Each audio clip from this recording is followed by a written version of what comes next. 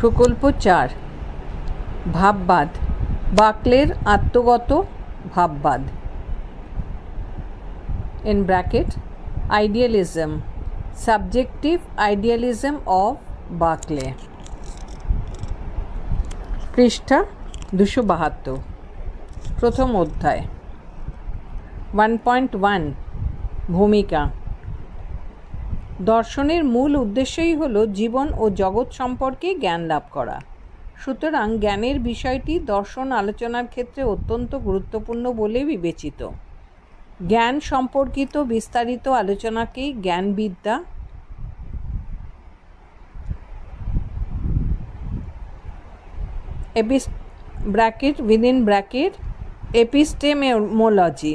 Epistemology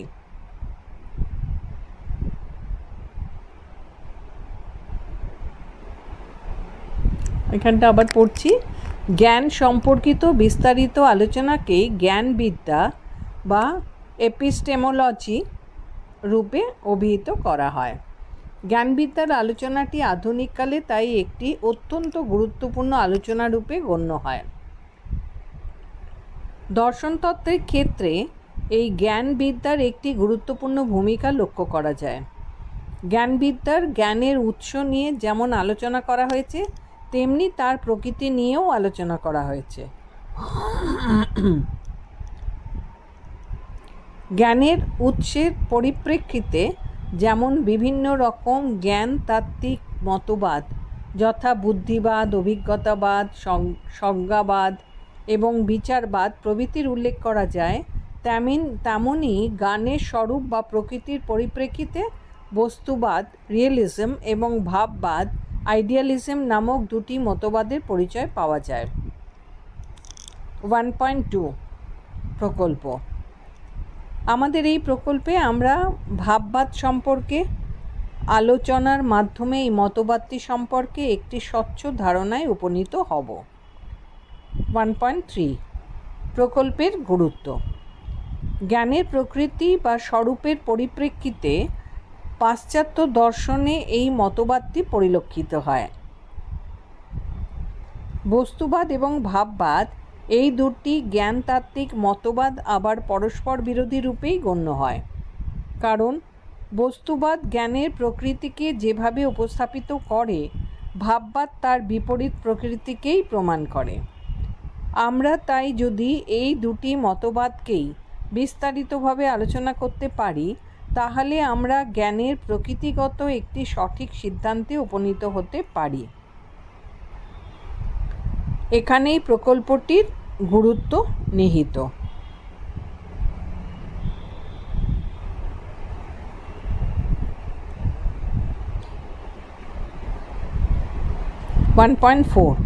প্রকল্পের উদ্দেশ্য।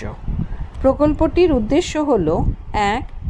জ্ঞানের প্রকৃতি বলতে কী বোঝায় তা অনুধাবন করা। 2. জ্ঞানের প্রকৃতির পরিপ্রেক্ষিতে কী কী মতবাদ পরিলক্ষিত হয় তা উল্লেখ করা। 3. জ্ঞানের প্রকৃতি সংক্রান্ত বিভিন্ন মতবাদ ব্যাখ্যা করা। 4. জ্ঞানের প্রকৃতিকে এই মতবাদটি কিভাবে উপস্থাপিত করে তা দেখা। এবং 5. এগুলি সম্পর্কে একটি সঠিক সিদ্ধান্তে উপনীত হওয়া। 1.5 কর্ম পরিকল্পনা। আমরা আমাদের বিদ্যালয়ের একাদশ শ্রেণীর দর্শন শিক্ষক শিক্ষিকা শ্রী/শ্রীমতী তারপরে ড্যাশ দেওয়া আছে মহাশয় মহাশয়ার সঙ্গে আলোচনা করে ভাববাদ আইডিয়ালিজম নামক মতবাদটি জ্ঞানতাত্ত্বিক মতবাদের ওপর একটি প্রকল্প রচনা করার সিদ্ধান্ত গ্রহণ করলাম।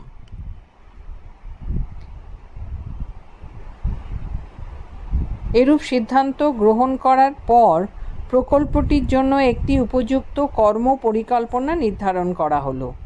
এই কর্ম পরিকল্পনায় আমরা ঠিক করলাম যে ভাববাদ সম্পর্কে বিভিন্ন তথ্য সংগ্রহ করে সেগুলিকে বিভিন্ন সারণী বা পাওয়ার পয়েন্ট প্রেজেন্টেশনের ব্র্যাকেটে শিক্ষার্থীদের মধ্যে যার পক্ষে সেটা সম্ভব, এই পাওয়ার পাওয়ার পয়েন্ট প্রেজেন্টেশনের মাধ্যমে পরিবেশন করা হবে। পৃষ্ঠা 273, দ্বিতীয় অধ্যায় 2.1 তথ্য সংগ্রহ। প্রকল্পটিকে যুক্তিসম্মতভাবে আলোচনা করার জন্য আমরা এ সম্পর্কে বিভিন্ন তথ্য সংগ্রহ করেছি। এই সমস্ত তথ্যগুলিকে সংগ্রহ করার জন্য আমরা সবার প্রথমে পশ্চিমবঙ্গ উচ্চ মাধ্যমিক শিক্ষা সংসদ অনুমোদিত বিভিন্ন পাঠ্যপুস্তকের সাহায্য গ্রহণ করেছি। ছায়া প্রকাশনীর একাদশ শ্রেণীর জন্য প্রকাশিত দর্শন শিক্ষকের, বিদ্যালয়ের গ্রন্থাগারে পাওয়া দর্শনের ওপর রচিত বিভিন্ন গ্রন্থ থেকেও অনেক তথ্য পাওয়া গেছে। আমাদের দর্শনের শিক্ষক শিক্ষিকার কাছ থেকেও অনেক তথ্য সংগ্রহ করা হয়েছে। বিদ্যালয়ের আলোচনা সভা বা সেমিনার এবং বিতর্ক সভা ডিবেট থেকেও আমরা বিষয়টি সম্পর্কে অনেক তথ্য লাভ করেছি। এই সমস্ত তথ্যগুলিকে আমরা বিশদে বিশ্লেষণ করেছি। 2.2 তথ্য উপস্থাপন। এই প্রকল্পটির ক্ষেত্রে আমরা যে সমস্ত তথ্য সংগ্রহ করেছি সেগুলিকে উল্লেখপূর্বক তত্ত্ব সংক্রান্ত বিভিন্ন সমস্যার উল্লেখ করেছি এবং তাদের যথাযথ সমাধানের উপায় খোঁজার চেষ্টা করেছি। এরূপ তথ্য বিশ্লেষণের বিষয়টিকে এখানে উপস্থাপিত করা হলো। ভাববাদ।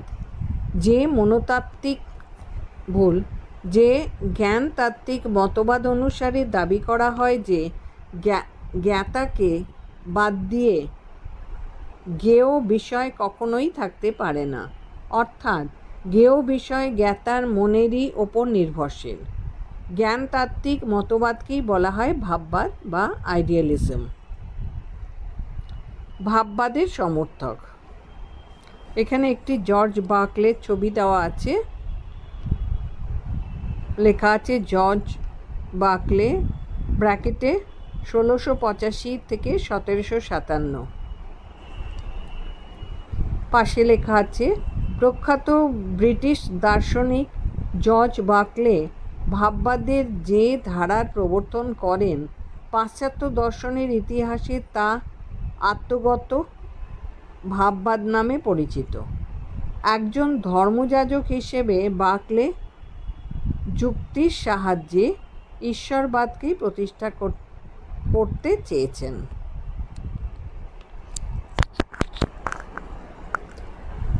ভাববাদের মূল প্রতিপাদ্য বিষয়সমূহ: 1.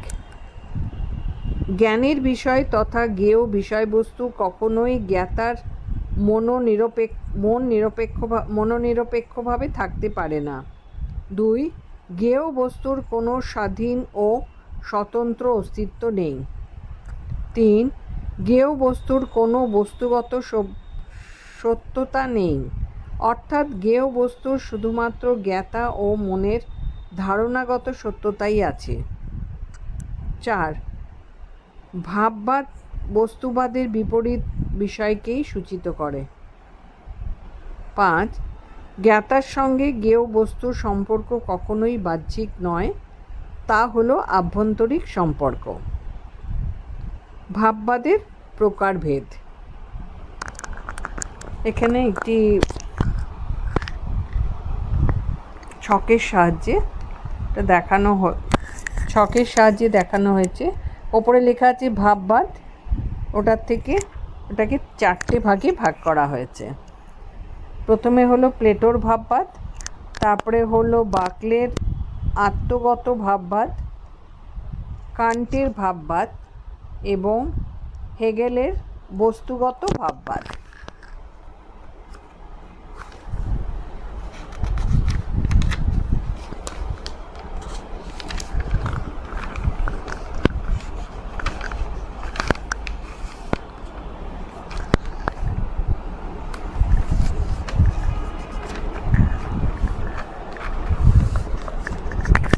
পৃষ্ঠা 274।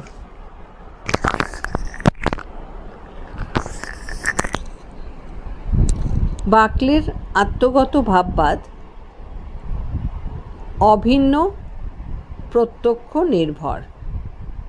ভুল, অস্তিত্ব প্রত্যক্ষ নির্ভর। within bracket Berkeley's subjective idealism easiest percipi bracket close.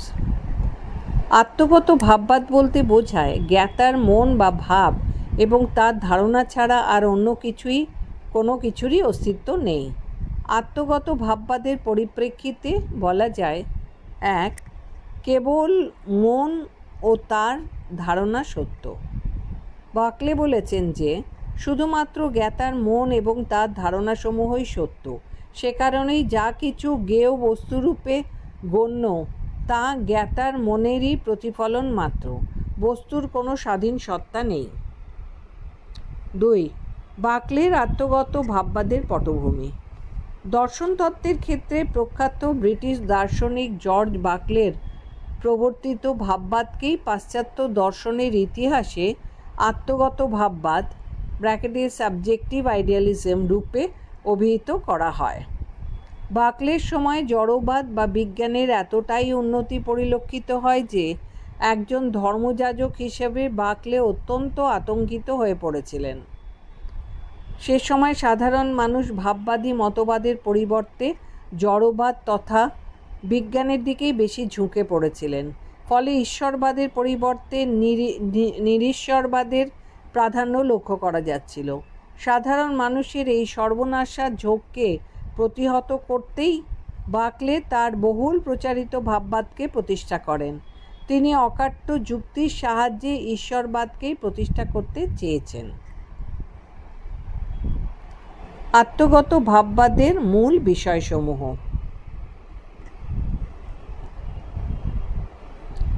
দর্শনতত্ত্বের ক্ষেত্রে দার্শনিক লকের মতবাদকে প্রতিনিধিত্বমূলক বস্তুবাদ রূপে অভিহিত করা হয়। লকের চিন্তাধারার সূত্র ধরেই বার্কলের ভাববাদ নামক দার্শনিক মতবাদটি গড়ে উঠেছে। প্রতিনিধিত্বমূলক বস্তুবাদে লক যা বলতে চেয়েছেন তা হল ইনভার্টেড কমার মধ্যে আমরা সরাসরিভাবে যা জানি তা শুধুমাত্র আমাদের মনের ধারণা মাত্র, আর এই সমস্ত ধারণার আধার সাবস্ট্রেটাম রূপেই দ্রব্য তথা বাহ্য বস্তুসমূহকে পরোক্ষভাবে জানি। অর্থাৎ ধারণার সাহায্যেই আমরা বস্তুসমূহকে জানি। কিন্তু বার্কলে লকের এই মত স্বীকার করেন না। তার মতে আমরা যদি শুধুমাত্র ধারণাসমূহকেই জানি বলে দাবি করি, তাহলে ধারণার পশ্চাতে কোনো বস্তুর অবস্থান আছে বলে যে দাবি করি তার সপক্ষে কি কোনো যুক্তিসঙ্গত কারণ থাকে? তার সিদ্ধান্ত হলো আমরা যা কিছু প্রত্যক্ষ করি তা শুধুমাত্র আমাদের মন এবং ধারণাসমূহ। আমাদের সামনে প্রতিভাসিত যে বাহ্য জগৎ তা বস্তুসমূহ দ্বারা গঠিত নয়। এ সব কিছুই গঠিত হয় আমাদের মন গড়া ধারণাসমূহ দ্বারা।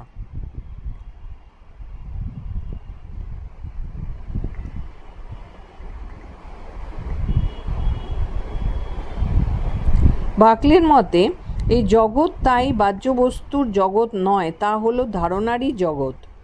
সুতরাং জড়দ্রব্য বা বস্তু কোনো কিছুরই অস্তিত্ব নেই। যা কিছু অস্তিত্বশীল তা হলো ধারণা, এবং ধারণার বাইরে আর অন্য কোনো কিছুরই অস্তিত্ব নেই। এক, মুখ্য ও গৌণ গুণের অযৌক্তিক প্রভেদ। লক প্রবর্তিত মুখ্য গৌণ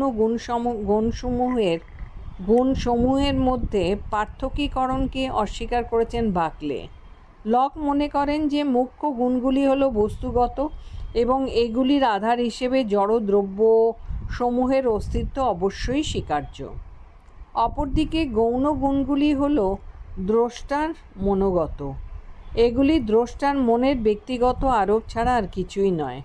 কিন্তু বার্কলে লকের মুখ্য এবং গৌণ গুণের এই পার্থক্যকে অস্বীকার করেছেন। এক, মুখ্য ও গৌণ গুণ মন গড়া। লকের মতে যে যুক্তির কারণে গৌণ গুণগুলিকে মনোগত রূপে অভিহিত করা হয়, সেই একই যুক্তির সাহায্যে মুখ্য গুণগুলিকেও মনোগত বলে উল্লেখ করা উচিত। কারণ গৌণ গুণগুলি যেমন ব্যক্তির মন গড়া, তেমনি মুখ্য গুণসমূহও ব্যক্তি বা দ্রষ্টার মন গড়া। সুতরাং মুখ্য এবং গৌণ গুণের মধ্যে পার্থক্যে সীমারেখা টানা সঙ্গত নয়।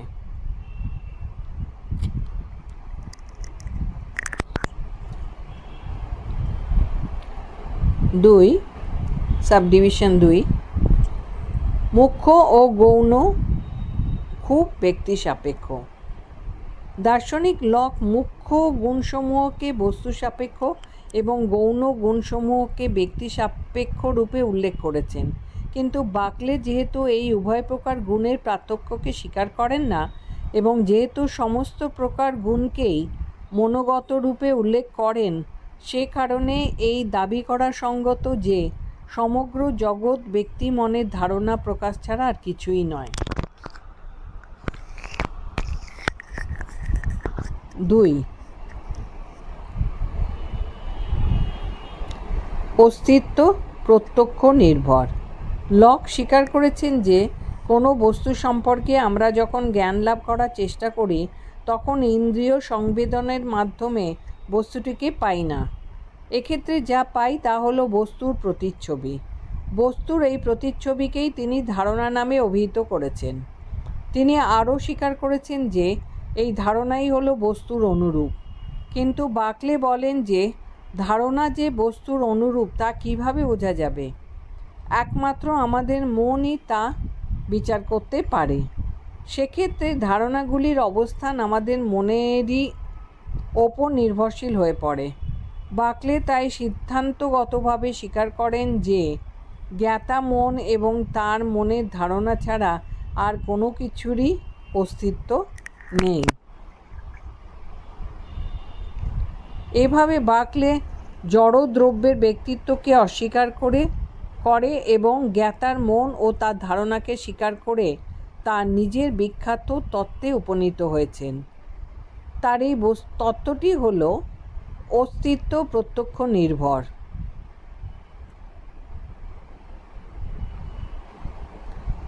ইজি এস্ট পারসিপি, অর্থাৎ কোনো কিছুর অস্তিত্ব নির্ভর করে জ্ঞাতার মনের প্রত্যক্ষের ওপর। টু বি এক্সিস্টেড,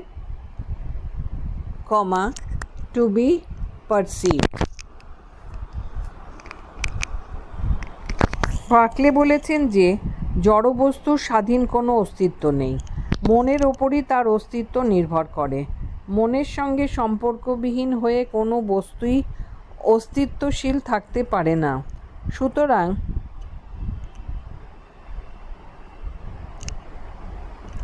বাহ্য বস্তু বা দ্রব্য আছে একথা বলার অর্থই হলো বস্তুটিকে জ্ঞাতা মন প্রত্যক্ষ করে। বস্তুর অস্তিত্ব তাই জ্ঞাতা মনের প্রত্যক্ষের ওপরই নির্ভরশীল। 3 কেবলমাত্র জ্ঞাতা মন ও ধারণার স্বীকৃতি। বাকলে তাই বলেন যে এই জগতে যা কিছু অস্তিত্বশীল বা সৎ তা জ্ঞাত রূপেই সৎ। অজ্ঞাত রূপে কোনো বস্তুই সৎ হতে পারে না।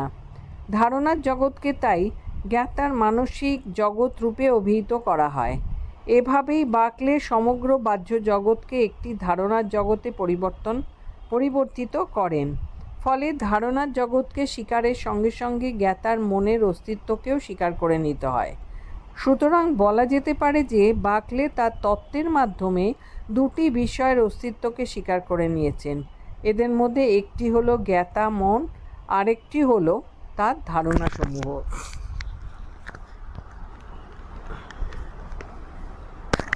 পৃষ্ঠা 275।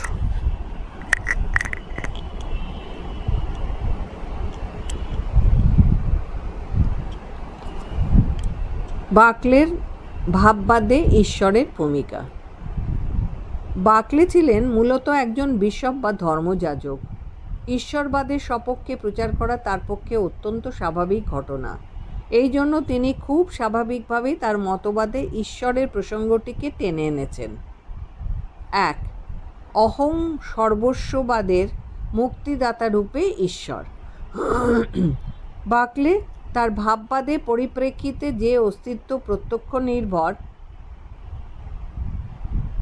তত্ত্বটি প্রতিষ্ঠা করেছেন, সেখানে প্রারম্ভিক স্তরে ঈশ্বরের ভূমিকার কোনো উল্লেখ ছিল না। সেখানে শুধুমাত্র জ্ঞাতা মন এবং তার ধারণার কথাই উল্লিখিত হয়েছে। কিন্তু পরবর্তী পর্যায়ে বাকলের ভাববাদ একটি অহং সর্বস্ব মতবাদে পরিণত হওয়ায় তিনি বাধ্য হয়ে ঈশ্বরের ভূমিকাকে টেনে এনেছেন।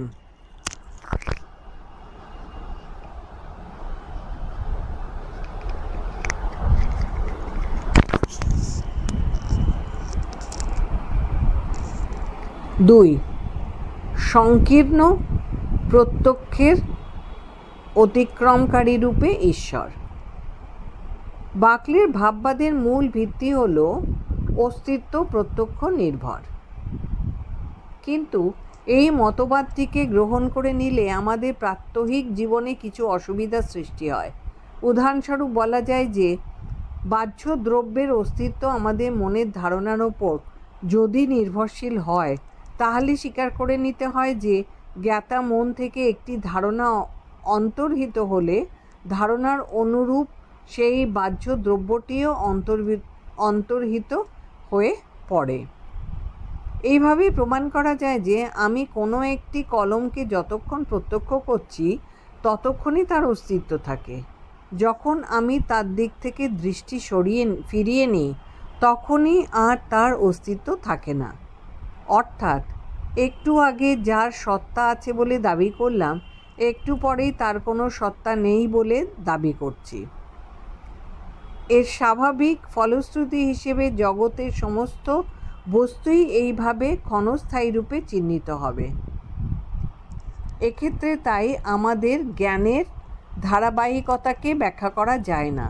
তাই আমার মনই এক্ষেত্রে একমাত্র সত্তাশীল দ্রব্য এবং আমার ধারণাই একমাত্র সত্য, এইরূপ মতবাদটি বাস্তব জীবনে অচল হয়ে পড়ে।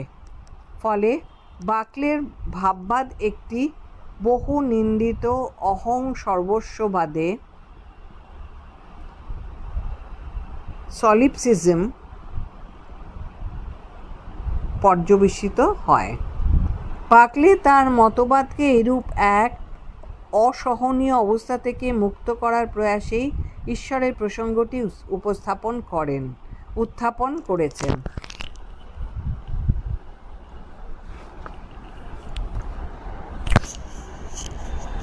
তিন, জ্ঞানের ধারাবাহিকতার রক্ষাকর্তা রূপে ঈশ্বর। অহং সর্বস্ববাদ বা ব্যক্তিকেন্দ্রিকতাবাদ বাকলের দর্শনের স্বাভাবিক পরিণতিরূপে স্বীকৃত হলেও বাকলে নিজে কিন্তু জগতের ধারাবাহিক অস্তিত্ব এবং জ্ঞানের ধারাবাহিকতাকে অস্বীকার করেননি। তিনি নিজেই স্বীকার করেছেন যে জ্ঞাতা মনের পক্ষে ধারণার জ্ঞান লাভ করা সম্ভব। জ্ঞানের ক্রমপর্যায়কেও তিনি স্বীকার করেছেন। স্বভাবতই প্রশ্ন জাগে, কিভাবে তা সম্ভব? এর উত্তরে বাকলে বলেন যে ঈশ্বরের প্রত্যক্ষই আমাদের জ্ঞানের ধারাবাহিকতা এবং জগৎ অস্তিত্বের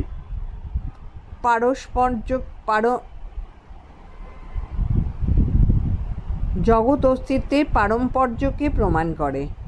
আমরা যখন কোনো কিছু প্রত্যক্ষ করি না, তখন সেই বস্তুর অস্তিত্ব ঈশ্বরের প্রত্যক্ষের ওপরই নির্ভরশীল হয়। 4, অনন্ত দ্রষ্টা রূপে ঈশ্বর। এভাবেই বাকলে এক এবং অনন্ত দ্রষ্টা রূপে ঈশ্বরের অস্তিত্বকে স্বীকার করার মাধ্যমে জগতের এবং জ্ঞাত বস্তুর ধারাবাহিকতা বা স্থায়িত্বকে ব্যাখ্যা করতে সক্ষম হয়েছে। বাকলে ইন্দ্রিয়গ্রাহ্য জাগতিক বস্তুসমূহের অস্তিত্বকে জ্ঞাতার মন নির্ভর রূপে অভিহিত করলেও এই মন নির্ভরতাকে তিনি দুরকমভাবে উপস্থাপিত করেছেন।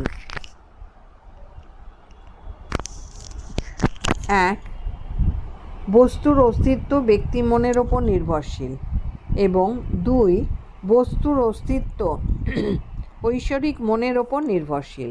ফলে যা আমি প্রত্যক্ষ করি না তা অন্য কেউ প্রত্যক্ষ করে, এবং যা আমি বা অন্য কেউ প্রত্যক্ষ করি না তা ঈশ্বর প্রত্যক্ষ করেন। এভাবেই বাকলে তার মতবাদের মধ্যে ঈশ্বরের ভূমিকাকে স্থাপিত করে অহং সর্বস্ববাদের হাত থেকে তার ভাববাদকে মুক্ত করেছেন এবং তাকে একটি সর্বজনীন জ্ঞানতাত্ত্বিক মতবাদে রূপান্তরিত করেছেন। বাকলের মতবাদকে আত্মগত ভাববাদ বলার কারণ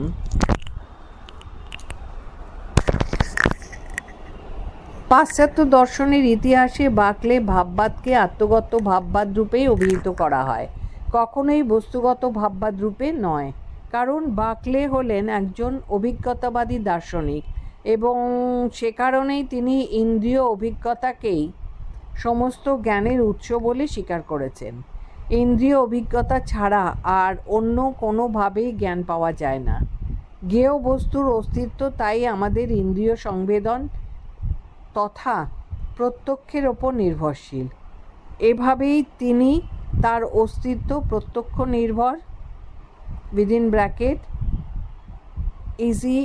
ইজিয়েস্ট পারসিপে তত্ত্বটিকে প্রতিষ্ঠা করেছেন, অর্থাৎ বস্তু সত্তার বিষয়টিকে জ্ঞাতার জ্ঞানের ওপর নির্ভরশীল বলে দাবি করেছেন। আর যে মতবাদ অনুসারে বলা হয় যে সত্তা হলো জ্ঞাততা, সেই মতবাদকে আত্মগত ভাববাদ রূপে উল্লেখ করাই সঙ্গত।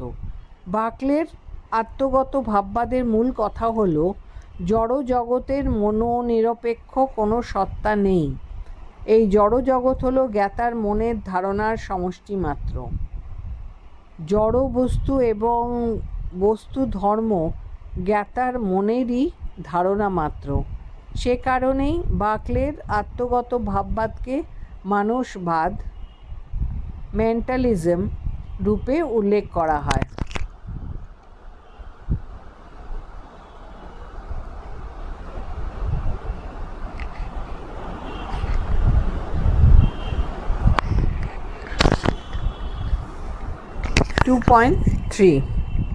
সিদ্ধান্ত। জ্ঞানের প্রকৃতির পরিপ্রেক্ষিতে আমরা ভাববাদ নামক যে মতবাদটি মূল বিষয়গুলি আলোচনা করলাম তাতে দেখা যায় যে বস্তুবাদের সপক্ষেও যেমন কিছু যুক্তি আছে তেমনি ভাববাদের ক্ষেত্রেও কিছু যুক্তি আছে। এই মতবাদটির কিছু ত্রুটি বিচ্যুতিও পরিলক্ষিত হয়। এরই পরিপ্রেক্ষিতে দাবি করা যায় যে এই মতবাদটি পূর্ণাঙ্গ মতবাদ রূপে গণ্য হতে পারে না, কারণ বস্তুবাদে যেখানে শুধুমাত্র উভয় বস্তুর ওপর গুরুত্ব আরোপ করা হয়েছে সেখানে ভাববাদে শুধুমাত্র জ্ঞাতার ওপরই গুরুত্ব দেওয়া হয়েছে। কিন্তু জ্ঞানের ক্ষেত্রে জ্ঞাতারও যেরকম গুরুত্বপূর্ণ ভূমিকা আছে তেমনি উভয় বস্তুরও গুরুত্বপূর্ণ ভূমিকা আছে। একটিকে বাদ দিয়ে অপরটির ওপর গুরুত্ব দেওয়া তাই একান্তভাবেই অর্থহীন। আমরা তাই এরূপ সিদ্ধান্তে উপনীত হতে পারি যে এই উভয় মতবাদী জ্ঞানের বিষয়টিকে যথাযথভাবে উপস্থাপিত করতে সমর্থ না হলেও এগুলি যে জ্ঞানতাত্ত্বিক আলোচনাটিকে অত্যন্ত সমৃদ্ধ করেছে তাতে কোনো সন্দেহই নেই।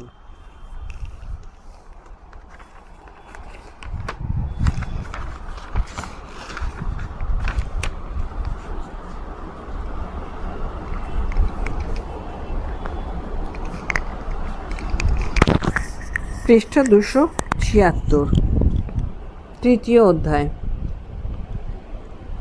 3.1 পাঠের সীমাবদ্ধতা।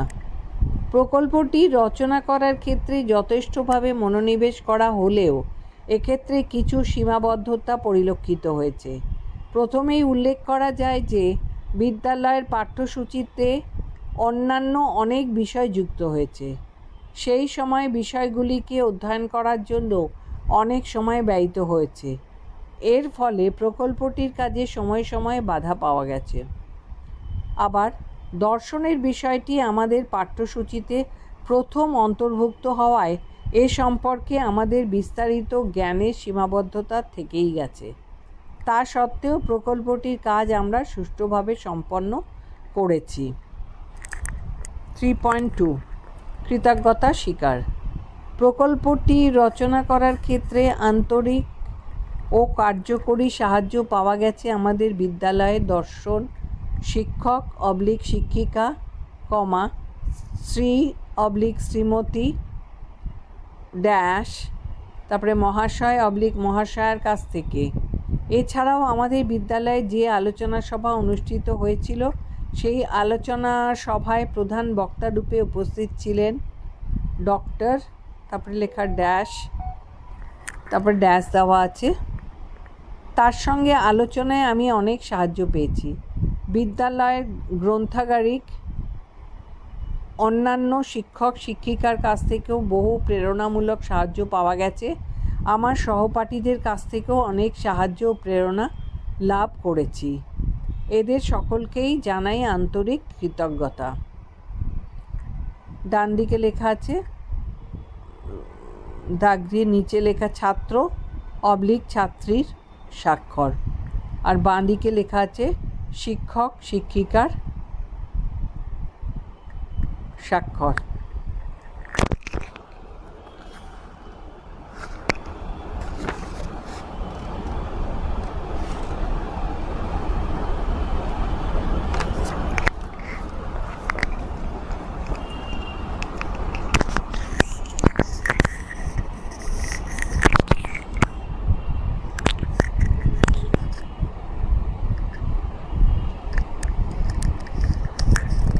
ছায়া প্রকাশনীর সেমিস্টার 2 দর্শন শিক্ষক